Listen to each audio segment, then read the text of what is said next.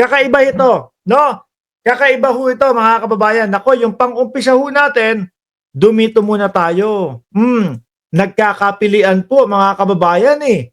No, nagkakapilian po, nagkakabotohan, mga boss chief amo, sir. Nakita ko lang ito, sabi ko, sige, gawin nga nating content ito. Ano? Para maiba-iba naman ng konti.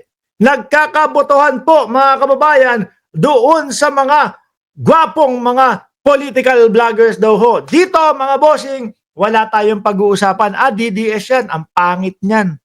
Wala tayong ganun pag-uusapan. Kumbaga, physical look. Yan yung sabi. Di ba? Most handsome political vlogger, analyst daw ho, mga kababayan. Ano? Yun. Tayo naman ho, madali tayong kausap. Kung ano ang tanong, yun dapat ang sagot. Lalo na sa mga debate-bate ho. Kung ano ang tanong ng kadebate mo, yun ang sasagutin mo. Kung ano ang tanong dito, yun ang sagutin natin. Isa-isahin natin. Hindi natin pag-uusapan. Ano? Kung DDS. DDS yan, ang pangit niyan. No? Ay, bakla yan. Wala tayong pag-uusapan na gano'n. Sa itsura, dahil para ho sa akin, mga kababayan, etong mga ito talaga namang mga gwapo eh. 'Di ba? Talaga namang palaban po yung mga itsura, mga bossing eh. Sabi, MR70, walang panalo sa iyo yan, MR. Huy, hindi ako kasali diyan.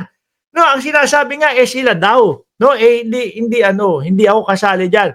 Unang-una, nandiyan po si Sangkay Janjan. Kaibigan natin yan. Nakita ko na ng personal yan para ho sa akin, mga boss chief amo, sir. Si Sangkay, gwapings eh. Tsaka kapag ka pumorma yan, ano yan? Hype na hype. Or pag pumorma, malakas ang dating niya si Sangkay Janjan. No? With matching, nako po, isasakay ka pa niyan sa kanyang Fortuner na TRD. Mahal ho yun, ha? Gwapo si Sangkay. Nandiyan naman po si Richard Heydarian, mga kababayan. Nasa kakamping yan. Sabi ko nga, hindi natin pag-uusapan kung kakamping, kung DDS, or kung sumusuporta sa gobyerno. May appeal din po, no? At tawag dito, nakita ko isang beses, black belter, kumbaga sumisipa-sipa din po. Malakas din, no? Nagkakarate din. Ayan.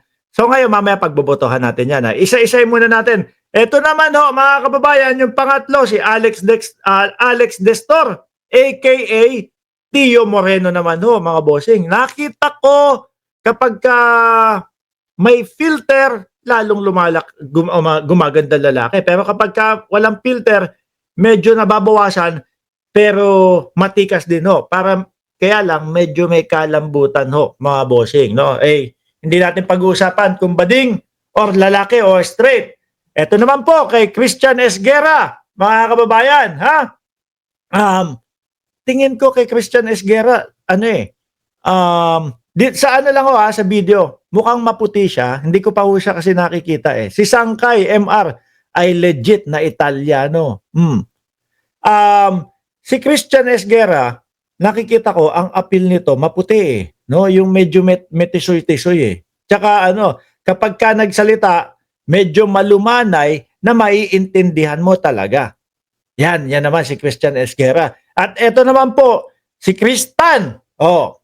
Iba naman po ang appeal nito. Eto, alam ko kung di ako nagkakamali, napasok naman ito sa Big Brother Di ba? Si Kristan napasok naman sa Big Brother, mga kababayan. At talagang kakaiba din ang appeal Yung pang-anim, ayan, si Atty. Libayan. Panlaban din yan, no? Mga bossing. Kumbaga sa atin, mga kababayan, mga boss chief amo, sir, hindi tayo kasali. Sila nga lang daw ang naturingang gwapo may iba-iba pong perspektibo at may iba-iba po tayong tingin no? So ngayon, dahil sabi nila, sino daw ang pinaka-handsome dito po sa mga political vloggers na ito or analyst. So ngayon, nunumerohan natin sila. No? Kumbaga ito, panimula lang, lang natin, warm up na topic ko. Manugang ni Magalong, si Libayan, sabi ni Shiro Kansaki. Yan niya, sabi natin, hindi natin pag-uusapan kung kakamping, kung DDS, or kung sa Number 1, press 1, no? Wala pang botohan, Sabi ni Andronico. Sir Mark, live po ba ito? Oo, live yan. Number one, pagka tipo nyo, o pagka ang boto nyo ay si Sangkay dyan, press 1. Mamaya na ha. Pagka ang, uulitin ko ha, walang pag-uusapan kung DDS, walang pag-uusapan kung may naaamoy kayong medyo malansa, yun lang sa looks, no? Oh, Sangkay, press 1 kung kay Sangkay kayo. Press 2, kay Richard Haydarian kayo. Press 3. Oh, yan. Kung kay Alex Destor, ano ba? Alex Destor. No?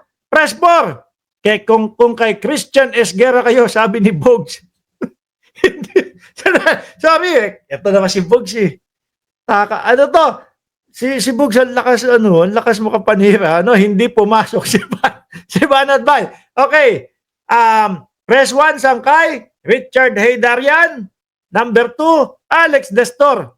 Number 3. Number 4, Christian Esguerra. Number 5, Kristan. Number 6, Attorney Libayan. O, yan. Okay, simulan na natin ang inyong botohan. Sabi dito, Alden Rosales, number 4. O, Christian Esguerra. Number 1, Cecil Santos.